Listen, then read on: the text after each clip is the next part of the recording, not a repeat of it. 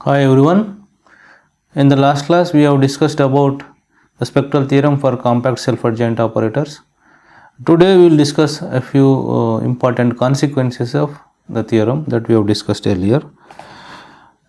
So let us look at one simple example before going to discuss about the consequences.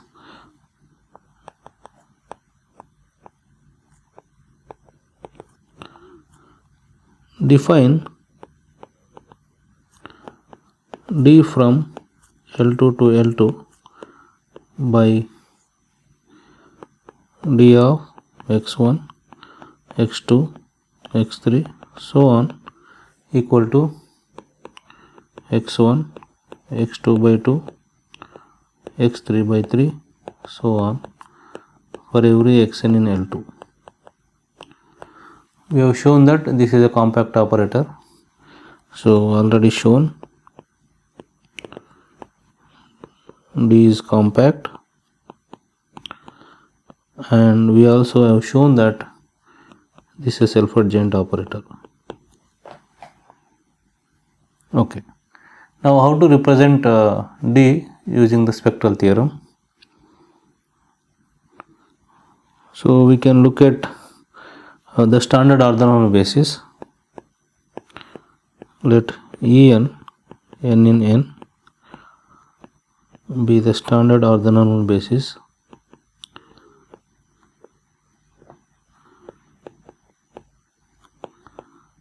for L2. Then we can easily see that D of En is 1 by n En for every n in n. That means 1 by n is an eigenvalue with the corresponding eigenvector as En. Okay. Now if you look at the spectral theorem, so we have D of x is summation n equal to 1 to infinity nth eigenvalue, that is 1 by n inner product x En with En. In fact, we can easily check that this is exactly the operator that we have defined here. So this is the representation for spectral representation for D. Okay. Next we want to see a slight generalization of this result. Instead of taking this way x1, x2, x3 going to x1, x2 by 2, x3 by 3 so on, we can take arbitrary sequence lambda n from C0 space, that is the space of all sequences converging to 0. Okay, so let us look at the generalization of the earlier result.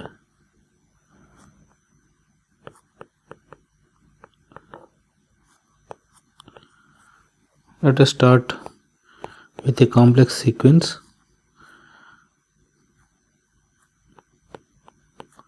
such that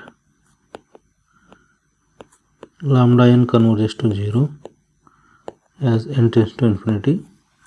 Now define an operator T from L2 to L2 by T of x1, x2, x3 so on is mapped to lambda 1 x1, lambda 2 x2, lambda 3 x3 so on for every xn in L2.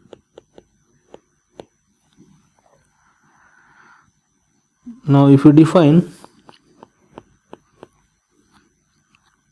Tn from L2 to L2 by Tn of x1, x2 so on can be written as lambda 1 x1,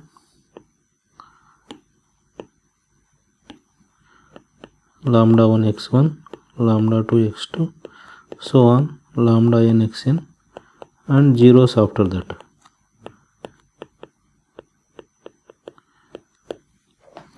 So we already know that T is self-adjoint if lambda n's are real. So recall T is always normal t equal to t star if and only if lambda n equal to lambda n bar for every n in n, and norm of t, anyway it is already known. Norm of t is subnorm of the sequence lambda n. These are the things we have already seen. So we can easily show that t is compact by checking that. So verify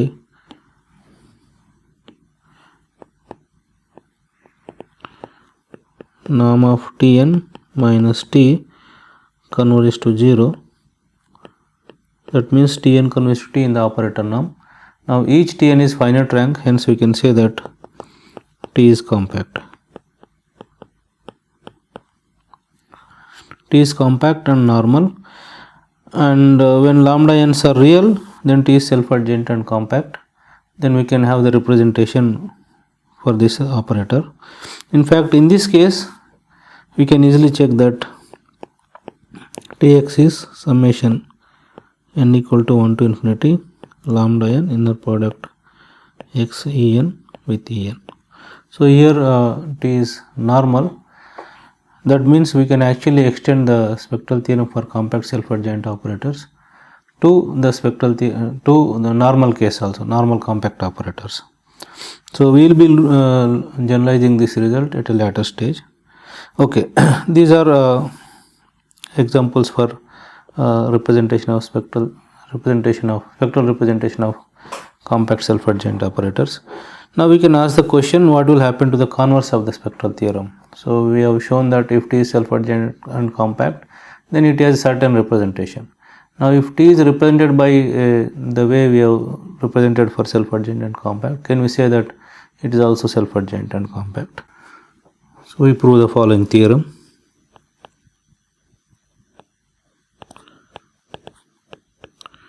Let phi n be an orthonormal system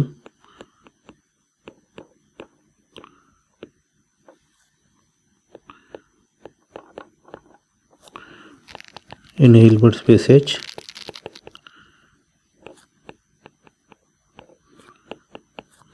and lambda 1, lambda 2, lambda 3 be a finite or infinite sequence. So when it is infinite, lambda n should go to 0 if lambda n is infinite.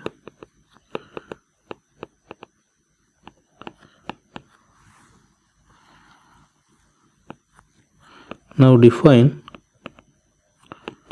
t from h to h by Tx is summation n equal to 1 to infinity lambda n inner product x phi n multiplied by phi n. Then we can say that t is compact and self-adjoint.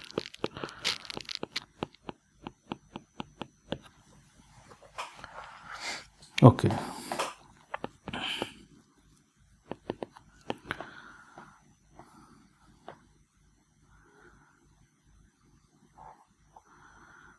Okay, here actually we can write, so we can say n equal to n is in n or n equal to infinity. It covers both cases. So let us look at case 1. This lambda 1, lambda 2, so on. The set is finite.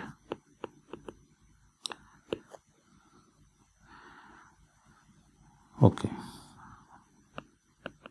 So in this case, Tx is summation j equal to 1 to n lambda j inner product x phi j for all x in h. So it is easy to look at that t is t star and t is finite rank operator. hence it must be compact. Okay, so let us look at the case 2. Lambda n is infinite.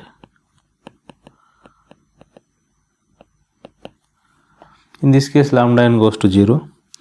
Now t of x, define tnx as summation j equal to 1 to n inner lambda j inner product x phi j multiplied by phi j for all x in h. Now Tn is a map from h to h. Tn is a finite rank operator. It is easy to show that Tn is self-adjoint and it's anyway finite rank. Rank of Tn is less than or equal to n.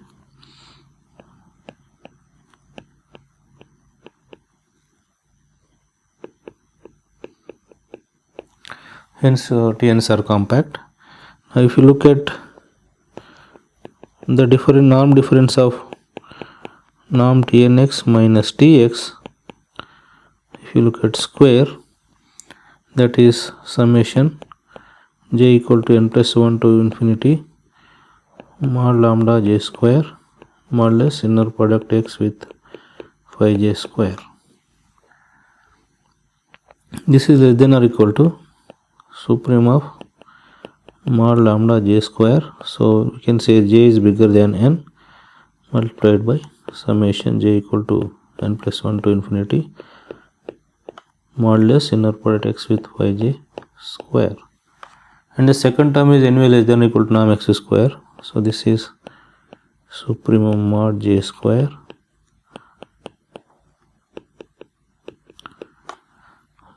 so in fact even we can conclude from this, we can conclude that operator norm of Tn minus T is less than or equal to supremum mod j square. We don't get square here.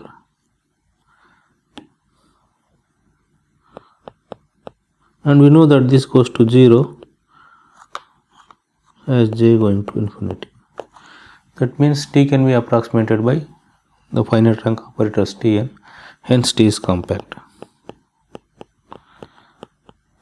And each Tn is self-adjoint.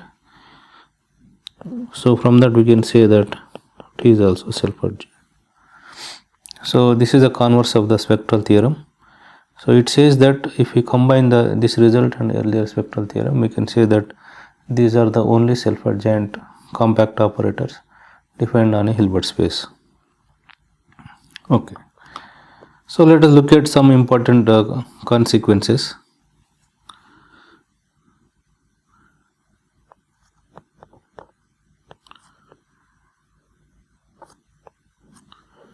So let us take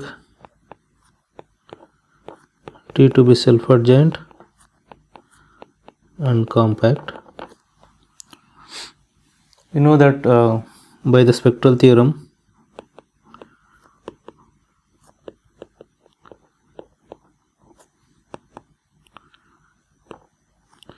there exists an orthonormal system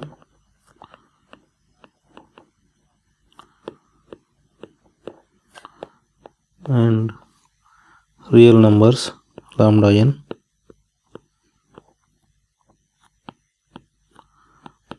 such that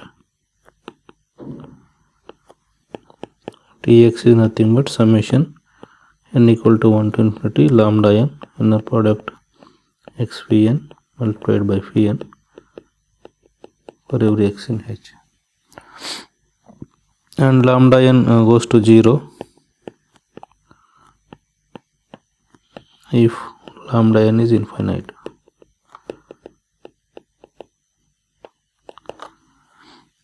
Now from this we can observe that if you look at T of phi j, this is exactly lambda j phi j for all j in n. That means this lambda j is an eigenvalue for T with corresponding eigenvector phi j. So we can say that the set of all lambda n, n in n, is in the point spectrum of T. And since spectrum is closed, we can say that their limit point also is inside the spectrum. So we can say that set of all lambda n in an union 0 is in the spectrum of T. Now we can ask the question, can we find out the spectrum completely? Can we say that spectrum of T is exactly this set? So in fact we can do that. Spectrum of T is lambda n in n union 0. Okay, so this is when dimension of H is plus infinity. When H is finite dimensional, we get spectrum to be set of all eigenvalues only. Okay, so let us take lambda not inside this lambda n's union 0. That means lambda is non-zero and lambda is not equal to any of these lambda n's. Now we want to show that T minus lambda is invertible. Next, so consider norm of Tx minus lambda x square. So Tx is by spectral theorem is given by this equation star. So if you look at that, this can be written as summation n equal to 1 to infinity lambda n inner product x phi n minus lambda x. X can be written as element of null space of T and element of null space of T per, but we know that span phi n closure is null space of T per. So we can say that this is lambda I. So x we can write as u plus v, where u is in null space of T and v is in null space of T per. But v can be written as summation n equal to 1 to infinity inner product v phi n with phi n. So if you substitute all these values, you will get norm Tx minus lambda x square as norm of summation n equal to 1 to infinity lambda minus lambda n minus lambda inner product. We can write x with phi n, inner product x with phi n can be written as inner product v with phi n, because the u is coming from null space of T, so inner product of u with phi n is 0 and the other one is lambda u square. So from this, so this vector is in null space of T per, whereas this vector is in null space of T. So if you take the square by the Pythagorean property, you will get this as norm square of the first component plus norm square of the second component. You will get this as summation n equal to 1 to infinity mod lambda n minus mod lambda n minus lambda square inner product v with phi n square plus mod lambda square norm u square, and this is nothing but this is bigger than or equal to infim of mod lambda n minus mod lambda square summation n equal to 1 infinity in the modulus of inner product v with phi n square plus mod lambda square norm u square. It is clear that this infim is bigger than 0, because if infim is 0, there is a subsequence of lambda n, let us say lambda nk, which converges to lambda. But lambda n has only one limit point, namely 0. So lambda must be 0. That is a contradiction. So let me write this as some constant k square. So we will get this is bigger than k square norm v square plus mod lambda square norm u square, and this can be written as minimum of k square mod lambda square into norm v square plus norm u square, that is norm x square. Now these two are strictly positive numbers. Now this is bigger than some L into norm x square, where L is minimum of k and mod lambda. This is L square. That means we have shown that t minus lambda I is bounded below. Now lambda is a real number, so t minus lambda is a self-adjoint operator. Once it is bounded below, this implies that t minus lambda inverse exists and inverse is a bounded operator. This implies lambda is in the resolvent of t. So we have taken lambda which is not equal to any of these numbers, and we have shown that t minus lambda is invertible. Hence we can say that spectrum of t is exactly set of all lambda n in n union 0. And in fact we can show that in the same way whatever we use the spectral representation theorem, using that we can show that this is exactly the point spectrum of t. Okay. Sometimes 0 also may be point spectrum depending whether the null space is 0 or non-zero.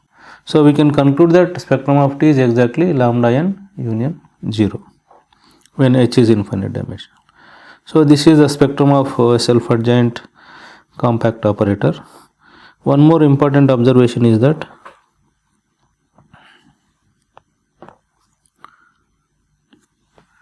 so if t is self-adjoint and compact,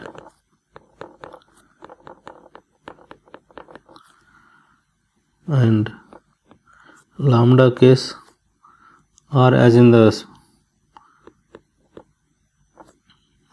spectral representation star, then we can conclude that null space of t minus lambda ki is finite dimensional.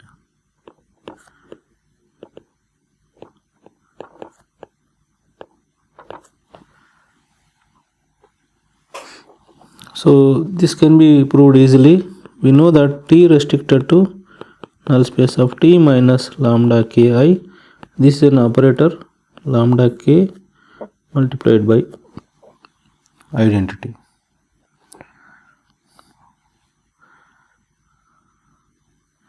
So tx, so when x is in null space of t minus lambda ki, then tx equal to lambda kx. That means on this space it's scalar times identity. Now this is also compact because we are t restricted to any closed subspace is again a compact operator restricted to any closed subspace is compact. So that means lambda ki is compact.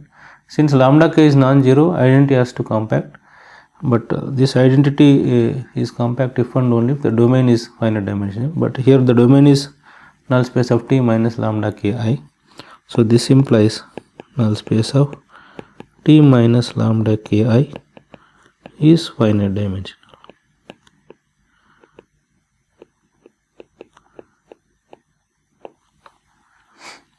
Okay. So we know that each eigenvalue, non-zero eigenvalue repeats finitely many times. That is a part of the spectral theorem. Now what we want to show is that the dimension of null space of t minus lambda ki is exactly the number of times each lambda k repeats. So dimension of null space of t minus lambda ki is exactly equal to the number of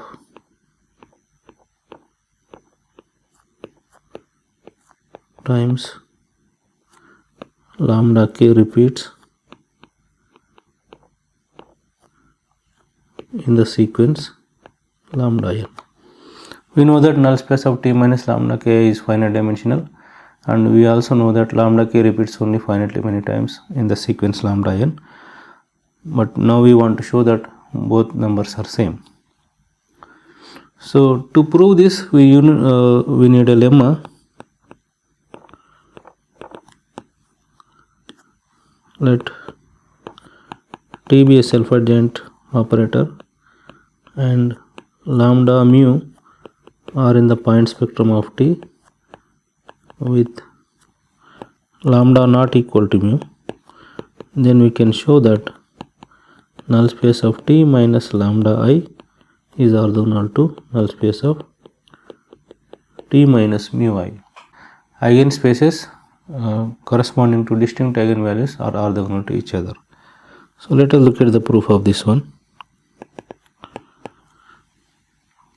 Let us take x from null space of T minus lambda I and y from null space of T minus mu I. We want to show that inner product x with y is 0. So consider lambda times inner product x with y. So this is nothing but lambda x inner product with y, and this is nothing but tx inner product with y, and since t is self-adjoint, this is inner product x with t star y, but t star equal to t, so this is ty, and this is x mu y, and mu is a real number, so this is mu inner product x with y. Now lambda not equal to mu, so this implies lambda minus mu into inner product x with y is 0, but we know that lambda not equal to mu, so this completes this. From this we can conclude that inner product x with y is 0 as lambda not equal to mu. Okay, so this completes the proof of this lemma. Now using this lemma, we want to show that the dimension of null space of T minus lambda ki equal to the number of times it repeats in the sequence lambda n. Suppose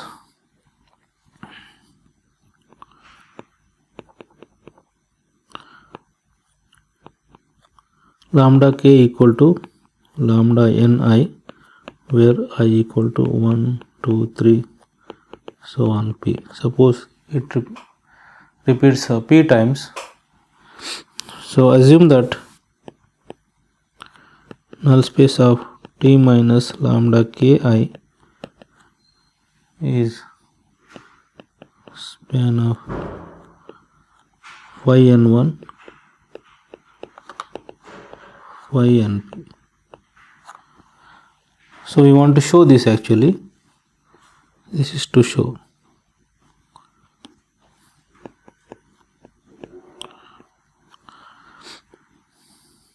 So if this is not the case, if not, then there exists V in null space of T minus lambda ki such that V is orthogonal to all this phi ni I equal to 1 to so on p. Now we have V is coming from null space of T minus lambda ki, so this is lambda k, V is nothing but T of V.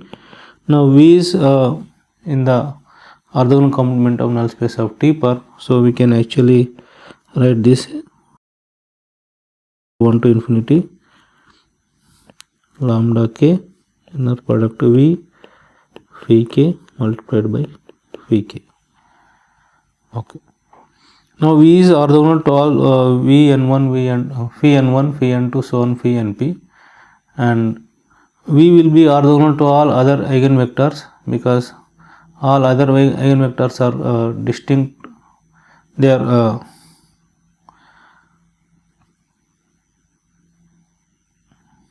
So using the earlier lemma that eigenspaces corresponding to distinct eigenvalues are orthogonal, we can conclude that V is orthogonal to other eigenvectors also. That means this part we will get 0. Since lambda k is non-zero, we get V to be 0, a contradiction.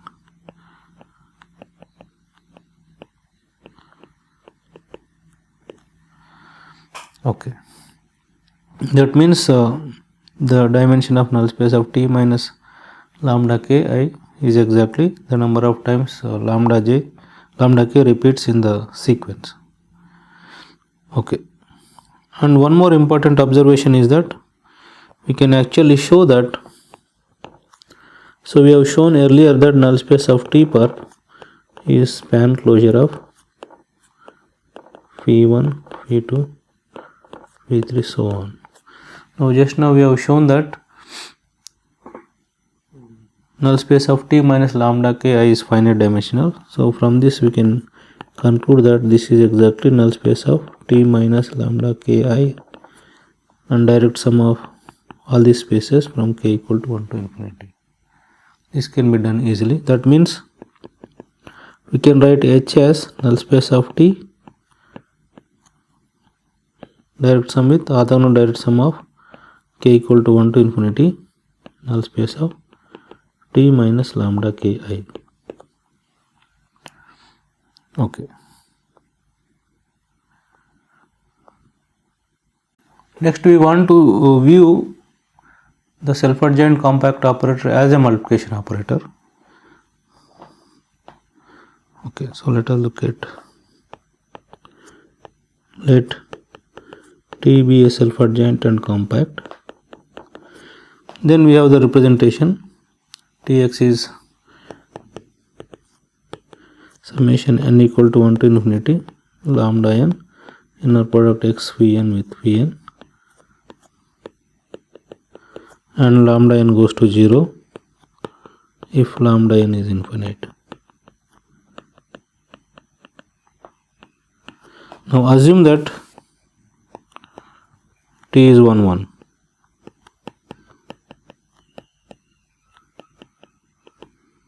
The other case can be dealt in a easy way. Now we want to show that this operator is unitary equivalent to a multiplication operator. Now let us write lambda as this sequence lambda n. Define m suffix lambda from L2 to L2 by m lambda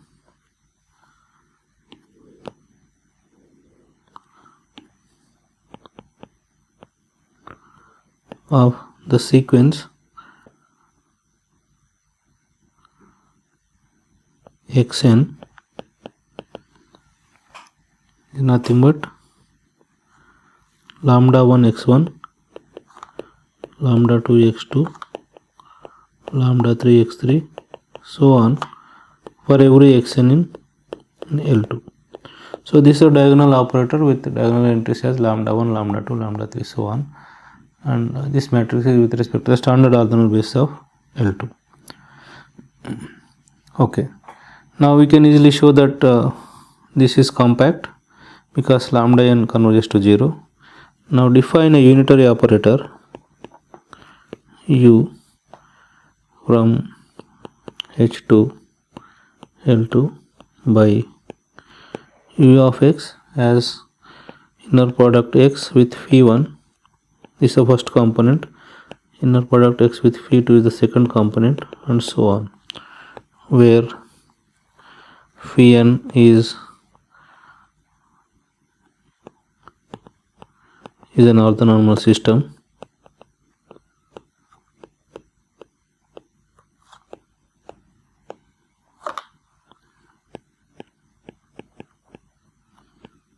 such that T phi n is lambda n phi n. This is what we got in the spectral theorem.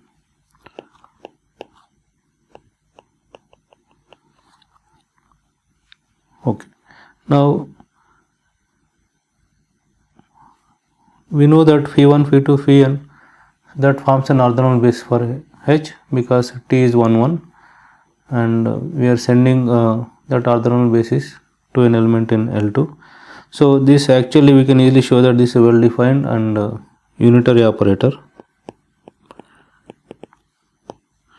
So norm of, first of all we can show that norm Ux is norm X using the Parseval's identity.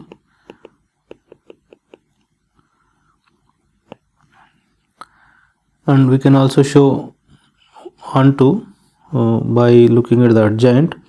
So we can easily check that U star is from L2 to H is given by U star of this lambda 1, lambda 2, lambda 3 so on is nothing but summation n equal to 1 to infinity lambda n phi n. Now we can easily check that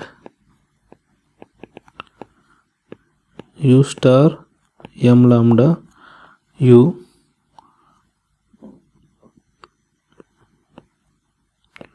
at x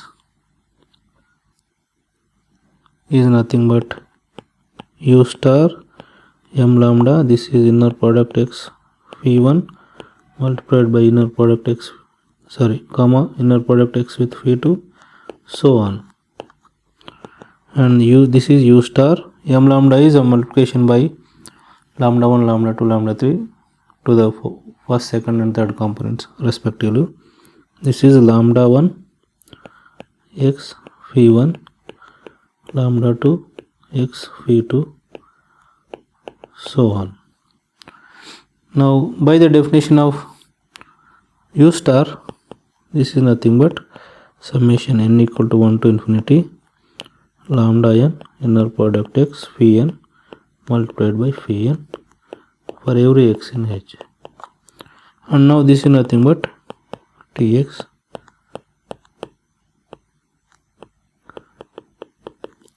that means if you have a self-adjoint compact operator, then we can view this as a multiplication unitary equivalent to a multiplication operator, where the multiplication operator is nothing but this is weighted multiplication operator with weights going to 0.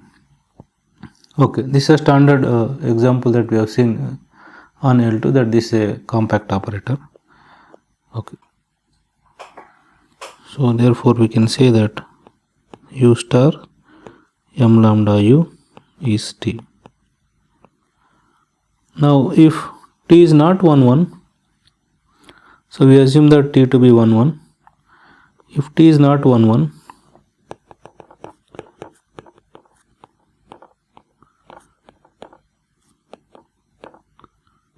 then we can say that T can be written as 0 0 0 T restricted to null space of T perp. This is with respect to the decomposition null space of T, null space of T perp. This is null space of T, null space of T perp.